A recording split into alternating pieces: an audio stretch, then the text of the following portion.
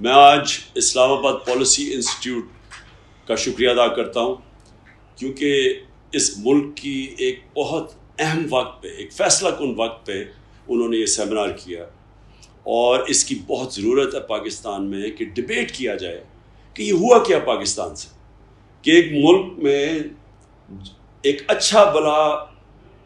یعنی اگر کمپیئر کریں مشکل حالات میں ساری دنیا میں بحران آیا ہوا ہے، جو کرونا کے آفٹر افیکٹ ساری دنیا میں ہے، اس کے بعد جو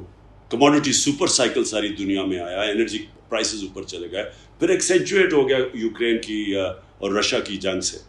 تو اس میں ایک گورنمنٹ جو ملک کو صحیح معنی میں نیویگیٹ کر رہی تھی، اور وہ ساری چیز کنفرم ہوتی ہے اکنامک سروے آف پاکستان میں۔ گورنمنٹ کی اپنی سروے کے مطابق سارے پازیٹیو انڈیکیٹرز تھے پاکستان کی اکانومی کے۔ ہماری سب سے بڑی زراعت وہ صحیح جا رہی تھی، ہماری جو لارج سکیل مینوفیکچرنگ ہے اس کی بڑی دیر کے بعد اتنی روبسٹ گروتھ تھی، ہماری جو گروتھ ریٹ تھی وہ 6% پہ تھی، 2 کنزیکٹیو سال میں 5.6 اور 6% گروتھ ریٹ، یہ صرف 17 سال کے بعد پاکستان میں ہوا۔ یعنی ان چیلنجز کے باوجود پاکستان ایک صحیح راستے پہ جا رہا تھا، اس کی سروسز گرو کر رہی تھی، سارے ٹارگٹ جو سیٹ کیے ہوئے تھے ان سے آگے بڑھ کے جا رہے تھے، ریکارڈ ٹیکس کلیکشن تھی، ریکارڈ ایکسپورٹس تھی، ریکارڈ ریمیٹنسز تھی، یعنی record number of dollars Pakistan میں آ رہے تھے۔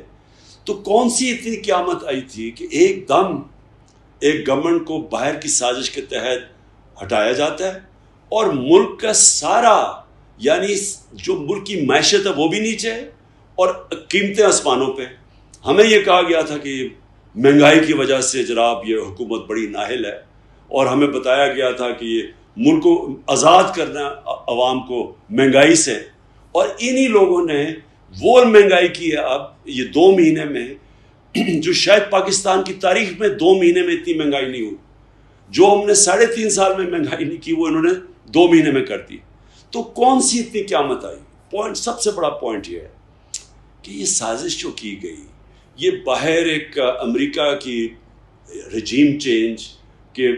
اور کبھی باہر سے رجیم چینج کامیاب نہیں ہوتی جب تک ملک کے اندر میر جعفر اور میر صادق نہ بیٹھے ہوں، ان کے ساتھ مل کے انہوں نے ایک گورنمنٹ گرائی۔ اب یہ کون ذمہ دار ہے اس کا کہ جس طرح کی قیمت یہ قوم ادا کر رہی ہے، عوام کیا ادا کر رہی ہے قیمت مہنگائی کے ذریعے، ہماری معیشت کا کیا حال ہے، اور پھر لوڈ شیڈنگ، بجلی کدھر غائب ہو گئی کہ ہم بھی آئی ایم ایف کے پروگرام میں تھے، 2.5 سال ہم آئی ایم ایف کے پروگرام میں تھے، تو تب کیوں نہیں ایسی مہنگائی ہے؟ یہ سب آئی ایم ایف پہ ڈال رہے ہیں نا، تو ہم اور ہمارے پہ ڈال رہے ہیں، 2.5 سال تو ہم بھی آئی ایم ایف پروگرام میں تھے، تب کیوں نہیں یہ مہنگائی آئی؟ تب کیوں نہیں اتنے برے حالات تھے؟ تب کیوں نہیں اکانومی سکویز ہوئی؟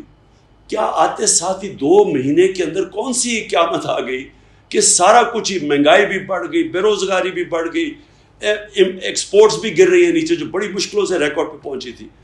اب ٹیکس کلیکشن بھی نیچے، ابھی ٹھیک ہے، لیکن جب انڈسٹری نیچے جا رہی ہے، جب ہماری ایکسپورٹس نیچے جا رہی ہے تو ٹیکس کلیکشن بھی نیچے آ جائے گی آگے جا کے۔ جو سب سے خطرناک چیز ہے ملک کے لیے کہ ہماری جو اکانومی ہے وہ سب کو اب یہ خوف ہے کہ یہ سری لنکا کی طرف جا رہی ہے، اور اگر سری لنکا کی طرف چلی گئی اور معیشت کمزور ہو گئی تو ہمیں سب کو پتہ ہے کہ اس کا اگلا کیا مسئلہ آنا ہے، نیشنل سیکیورٹی کے اوپر۔ ہم نے جو پہلی پاکستان کی نیشنل سیکیورٹی پالیسی بنائی تھی، پہلی دفعہ ہم نے کلیئر کیا تھا کہ ملٹری سیکیورٹی ایک طرف ہے، اکنامک سیکیورٹی اتنی امپورٹنٹ ہے، اور مثال دی تھی سوویت یونین کی کہ سوویت یونین ملٹری انسیکیورٹی کی وجہ سے نہیں گیا، وہ اکنامک انسیکیورٹی جو ایک معاشی مسئلہ ہے وہ ٹوٹا۔ تو ہم پہلے سے بھی ہماری طرح کے لوگ یہ کہہ رہے تھے کہ جو رجیم چینج ہے، کیا جو امریکہ نے ہمارے اوپر یہ مسلط کیے ہیں پاکستان کے بڑے بڑے ڈاکو، اور یہ یاد رکھیں کہ یہ کبھی نہیں ہوا کہ 1100 ارب روپیہ NRO2 کے اندر ان کے معاف کیے گئے، یعنی رول آف لا کی دھجیاں اڑا دی گئی ہیں کہ طاقتور کے لیے ایک قانون اور کمزور کے لیے دوسرا، چھوٹے چور جیل میں اور بڑے ڈاکو بن گئے وزیر اعظم اور چیف منسٹرز۔ تو یہ جو رجیم چینج ہے یہ امریکہ نے ہمارے بھلے کے لیے نہیں کی،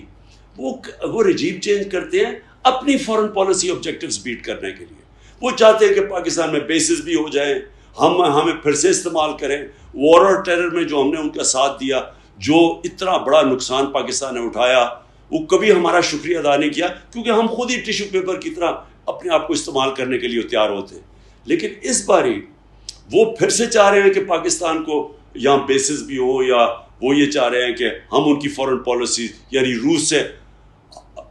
مسئلہ آپ کا روس کے ساتھ ہے لیکن ہم اس کی قیمت ادا کریں کہ نہیں, ہم سستا تیل نہیں بگوا سکتے. ہندوستان کر سکتا ہے, ہم نہیں کر سکتے غلام. وہ اپنے لیے استعمال کرنا چاہتے ہیں. کیا ہمارے ملک کے اندر لوگوں کو خوف نہیں ہے کہ کیا انہوں نے اس ملک میں رہنا ہے؟ کیا جن لوگوں کے پاس اختیارات ہیں, جو نیوٹرلز ہیں ہمارے, جو کہتے ہیں کہ جی ہم اب پیچھے ہٹ کے نیوٹرل ہو گئے, کیا یہ ان کا پاکستان نہیں ہے؟ کیا اگر یہ معیشت نیچے جائے گی تو کیا ان کو نقصان نہیں ہوگا؟ جو لوگ جن کا جینا مرنا پاکستان میں ہے, کیا وہ لوگوں کو فکر نہیں کرنی چاہیے؟ اور سب سے بڑی بات یہ کہ جن لوگوں کو ہم نے مسلط کیا ہے, کیا ان کا انٹرسٹ ہے پاکستان میں؟ کتنا ان کا انٹرسٹ ہے پاکستان میں؟ اگر ان کا انٹرسٹ پاکستان میں ہوتا تو وہ ہر وقت جب بھی ان کے اوپر کوئی کرپشن کیس ہو تو باہر نہ بھاگ جاتے. ہر وقت باہر بھاگتے ہیں, NRO لے کے واپس آ جاتے ہیں, پھر جب کرپشن کیس پھر باہر بھاگ جاتے ہیں. اب یہ پھر واپس آنے کی سوچ رہے ہیں صرف اس لیے کہ انہوں نے اپنے آپ کو NRO دلوا دیا. کیا یہ ہے پاکستان کا انٹرسٹ؟ اور اگر ہم یہ سمجھ رہے ہیں کہ ہمارا انٹرسٹ ان چوروں کے ساتھ ہے تو اس کا کوئی مستقبل نہیں ہے. میں اس لیے آخر میں یہ بات کرنا چاہتا ہوں کہ دیکھیں, یہ جو رجیم چینج ہے, یہ عمران خان کو کوئی میرا نفع نقصان کیا ہے, لیکن پاکستان کو بہت نقصان ہے اس کا. اور جو باہر کی جنہوں نے کیا ہے وہ اپنے لیے استعمال کریں گے ہمیں, اور جنہوں نے اندر صرف اور صرف ایک وجہ سے اس سازش کے اندر شرکت کی تھی کہ ان کے کرپشن کیس ختم ہو جائیں, وہ اپنے لیے ہمیں ان کو استعمال کر رہے ہیں. نقصان پاکستان کا, نقصان ہمارے آنے والی نسلوں کا ہے, نقصان آج پاکستان کی ساورنٹی کا ہے.